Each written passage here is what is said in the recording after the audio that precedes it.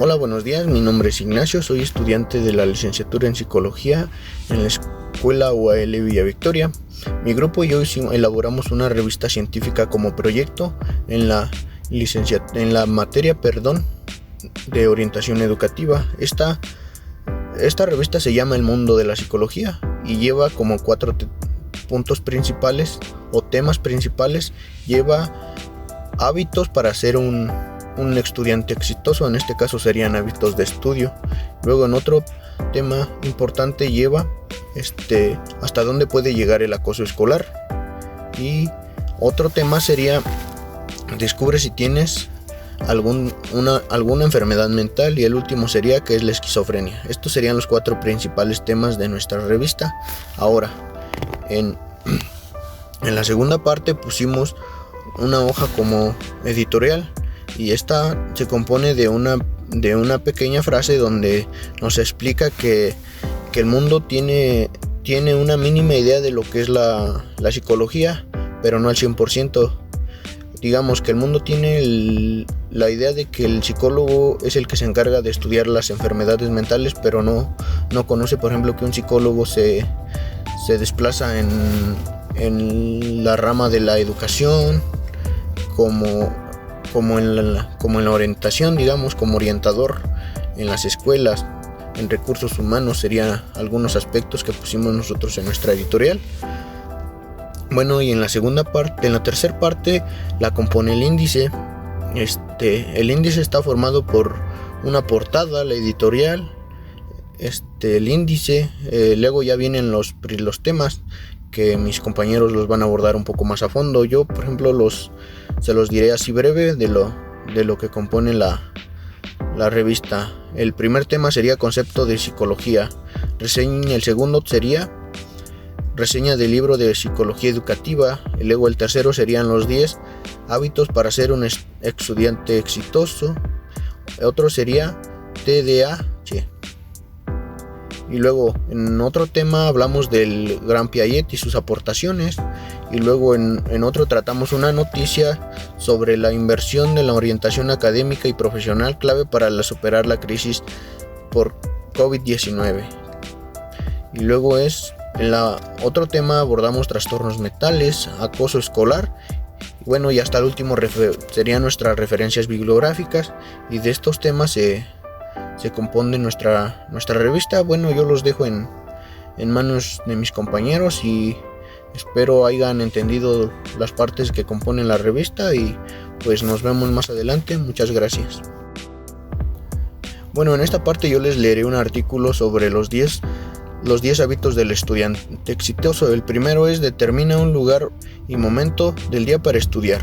El segundo: organiza tu material. El tercero: ponte una estrategia para estudiar. El 4: estudia mientras a las mismas horas de siempre. Luego el 5: toma descansos breves. El 6: establece metas. El 7: estudia en parejas o en equipos, ya que 2 cabezas piensan mejor que una. Luego el 8 dice que utiliza algunas técnicas para estudiar, por ejemplo, leer varias veces lo que no memorices, hacer mapas. Luego la 9 dedica mayor cantidad de tiempo a las asignaturas que te cuesten más trabajo aprender. Y luego la 10 es que mantengas una actitud positiva, pues ya que tú puedes. Este sería un artículo que compone nuestra revista, y esta habla de los 10 hábitos que el estudiante debe seguir para tener un mejor aprendizaje. Y bueno, yo lo sigo dejando con mis compañeros. Bueno, pues a mí me tocó las intervenciones en el ámbito escolar con estudiantes con TDAH, o más bien trastorno con déficit de atención. Bueno, pues vamos a empezar. Bueno, pues el TDAH no es una condición real, o sea, no existe, hay que tenerlo en cuenta. Y pues esto fue protagonizado desde 1975. Se dio la primera descripción médica de este síndrome. Y en un libro alemán, aunque no fue la gran conmoción, se extendió, hizo más bien, se extendió o hizo más viralidad en 1999. Y pues el libro se firmó Marino et al., que en el 2018 comentó que el trastorno con déficit de atención del neurodesarrollo pues es más frecuente en la infancia, siendo así pues presenta varios síntomas o sintomología, para entenderlo así, que lleva a constante consulta con un profesional de salud. Hay que tener en cuenta esto, que no es el resultado de una mala crianza el TDAH en los niños por parte de los padres o la enseñanza escolar. Hay que tener mucho en cuenta esto, no tiene nada que ver, y pues se trata más bien de una combinación genéticos y biológicos, y por supuesto también no hay que olvidarnos de uno muy importante, que es ambientales, ¿va? El TDAH es definido pues por un patrón de síntomas de inatención, hiperactividad, al igual pues se presenta con mayor frecuencia en los niños, y pues su criterio pues a cumplir principalmente pues esas dificultades del desarrollo del niño, con dos contextos o dos lugares que tienen un lugar muy importante, que es el hogar y la escuela. Debe ser antes de los 12 años poder realizar este tipo de detalles o ver qué es lo que sucede con los niños. Y pues en gran parte los expertos, pues vamos ahorita en este contexto, pues recomiendan que si los niños tienen una terapia conductual, se les da medicamento, y pues esto se le llama, que es un enfoque de tratamiento multi. Bueno, pues vamos a hablar de Jean Piaget. Bueno, pues vamos a hablar de alguien muy importante que entra mucho en el padre de la psicología, que dio tanto aportes psicología educativas, fue biólogo, fue muchísimas cosas. Bueno, pues vamos a hablar de él ahora más que nada. Bueno, pues nació en Ginebra el 9 de agosto de 1896. Fue un niño que le interesó desde pequeño la naturaleza y la biología, especialmente por los moluscos. Él dio un gran aporte también. Él dio un aporte por los moluscos cuando él fue desarrollando en su etapa de su vida. Bueno, pues él realizó muchísimas cosas, que al igual de a sus 11 años. Bueno, pues fue un reconocido filósofo, psicólogo, experimental y biólogo. Fue el creador pues de la epistemología, que sería genética, pero esto no lo llevó a ser conocido completamente o tener su gran fama, sino fue sus grandes aportes sobre la psicología evolutiva. Bueno, pues Piaget logró demostrar que existen diferencias pues entre el pensamiento de un adulto y el pensamiento de un infante. Es mucho distinto. Él logró comprobarlo porque no le creían a él. Bueno, pues al igual comprobó que existen diferencias pues cualitativas en distintas etapas pues de la infancia, y pues en el cual basó su teoría de aprendizaje, y pues de capacidad cognitiva, y la inteligencia está estrechamente expuesta por sus medios físicos y sociales de los niños. Los niños tienen una inteligencia muy grande, y ellos no creían que fuera cierto, y si es cierto, se va realizando conforme vayan aprendiendo. Es como un niño que aún no sabe caminar, se cae y va aprendiendo conforme a lo que va viviendo el pequeño. Piaget, pues algo muy importante, que al igual es muy importante, Piaget se mudó a París, podríamos decirlo, y desarrolló una intensa, ya era cuando estaba un poco más grande. Bueno, pues se interesó pues en una escuela para los niños de la calle, donde aplicó su test de inteligencia. Vamos a esto. Bueno, pues cuando los calificó Piaget, notó que los jóvenes y los niños respuestas incorrectas a ciertas preguntas que los pequeños no saben, o los jóvenes, y intentan tomar otra pregunta que es incierta, por si no se la saben los niños, y improvisan. Y es muy interesante. Bueno, pues Piaget fue el padre de la psicología.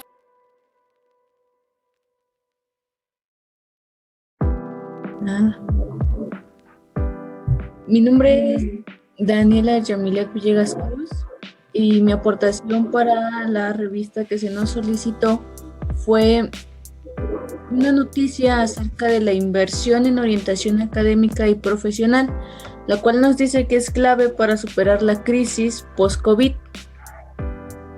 En esta noticia nos menciona que hay 7 organismos internacionales que se preocupan por la juventud ahora, pues tras la pandemia, ya que se han tenido que cambiar la forma de impartir las clases, la forma de estudiar, la forma de aprender. Entonces, estos 7 organismos, por su preocupación, han creado un documento donde se habla de las pautas que se deben de seguir para poder lograr un mejor rendimiento en esta situación de pandemia.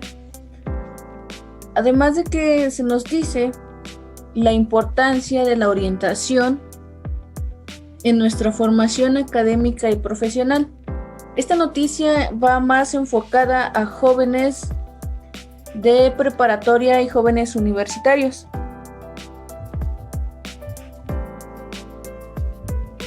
Nos muestra además un pequeño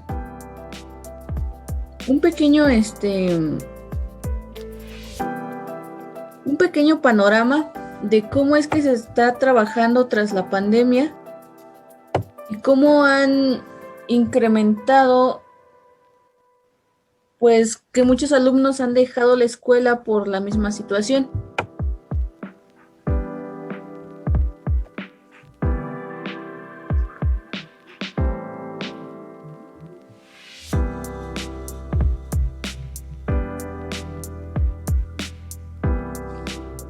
Buenas tardes, mi nombre es Montserrat Guadalupe Mercado Barrios y esta es mi aportación para la revista que se nos pidió. Bueno, yo metí de lleno lo que son los trastornos mentales y seleccionamos los más importantes y básicos que van relacionados tanto a la enfermedad mental como lo que es la psicología. Para empezar, nos dice qué son las enfermedades mentales. Las enfermedades o trastornos mentales son afecciones que impactan su pensamiento, sentimiento, estado de ánimo y comportamiento.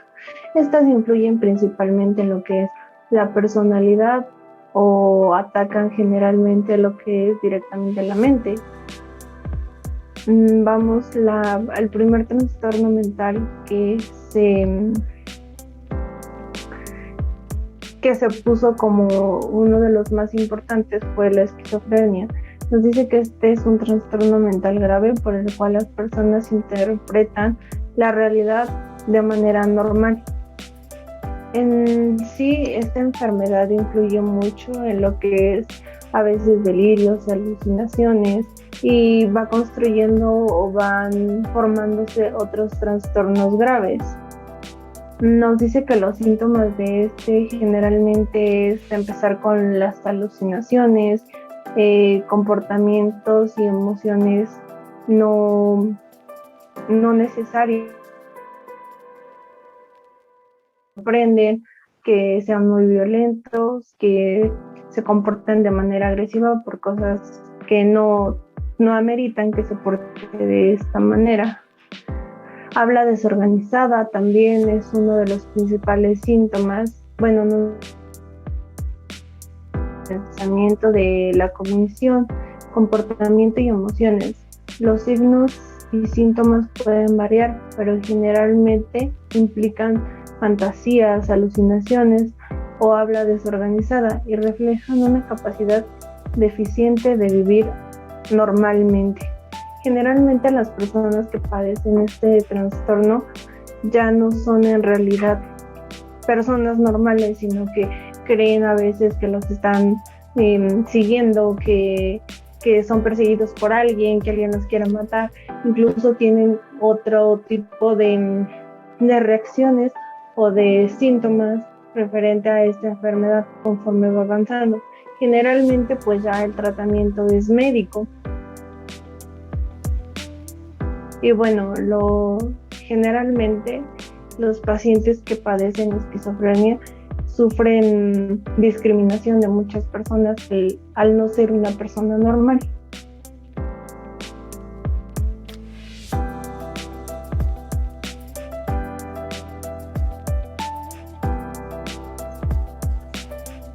Otro tipo de trastornos que se abordan en la revista son los trastornos alimenticios.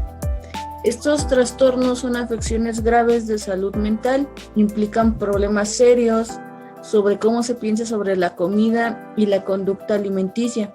Además de que estos también nos dan a entender algunos de los trastornos más conocidos. En este caso, pueden ser los atracones de comida, que nos habla que son muy comunes, y en estos las personas comen sin control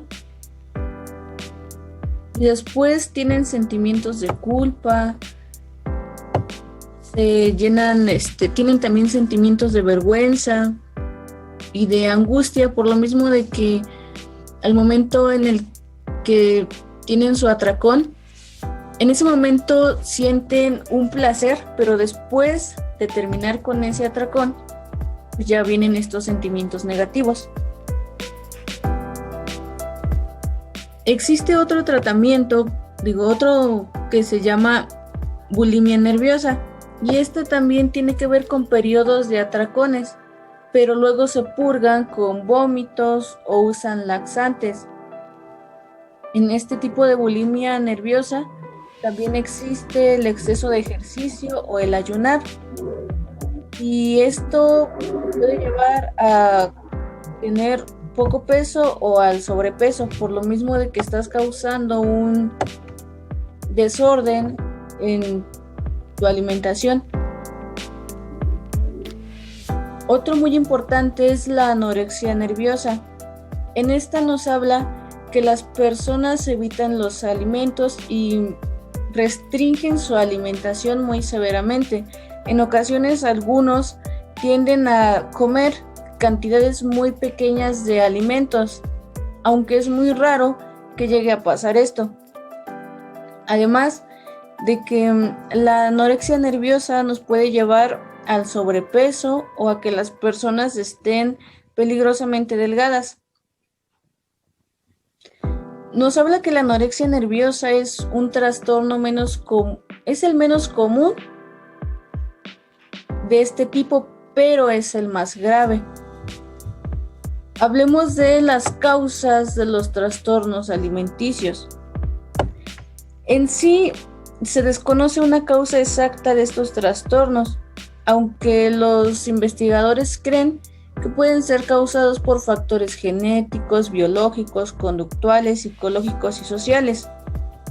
En este caso, si hablamos de psicológicos y sociales, podríamos hablar de una baja autoestima, de querer cumplir con estándares de belleza que existen en nuestra sociedad. Y al querer cumplir con estos, muchas veces optamos por poner en riesgo nuestra salud. Aquí la orientación es muy importante porque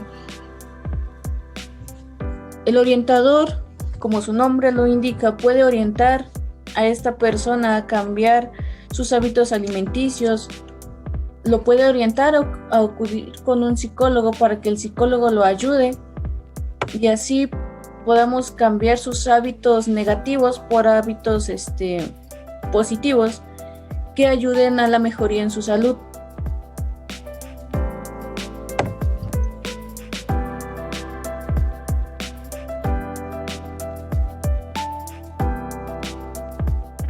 Seguimos con el siguiente trastorno y uno de los que más afecta a las personas, que es trastornos de la personalidad, y nos dice que este es un conjunto de características o patrones, sentimientos, pensamientos, actitudes y conducta que define a una persona, diferenciándola de los demás y se mantienen estables a lo largo de su vida adulta. Generalmente cuando nosotros nacemos, desde que nosotros nacemos, nosotros ya tenemos una personalidad como tal, ya somos alguien, ya tenemos nuestra propia manera de actuar, nuestra propia manera de relacionarnos, nuestra propia manera de de expresarnos. Generalmente estos trastornos se dan cuando reprimimos algo de nosotros, cuando reprimimos una parte que no vivimos o alguna otra de estas características.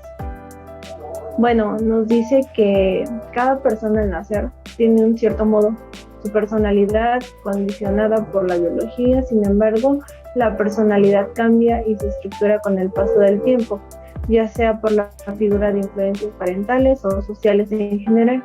¿A qué se refiere esto? Nuestro cambio de personalidad puede diferenciar en el entorno que nos rodeamos, ya sea nuestra familia, nuestros amigos, y generalmente así conforme las personas con las que nos vayamos relacionando.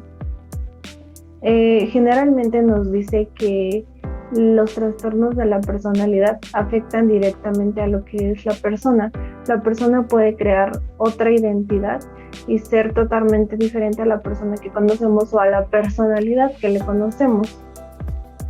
Nos dice que hablamos de un trastorno de la personalidad cuando este patrón permite permanente de experiencias y comportamientos, se adapta a lo que se considera habitual en la escultura del sujeto que lo padece. Generalmente este trastorno cambia la forma de la persona.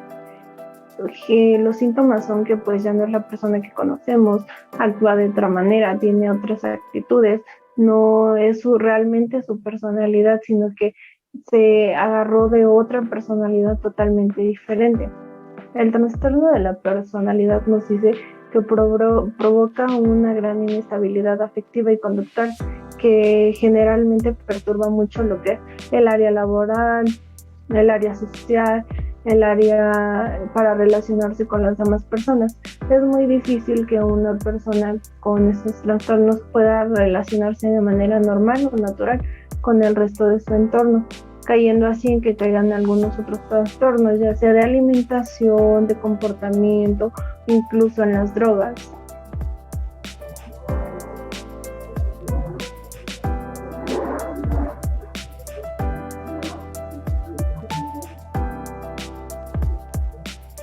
Y esto sería todo de nuestra parte.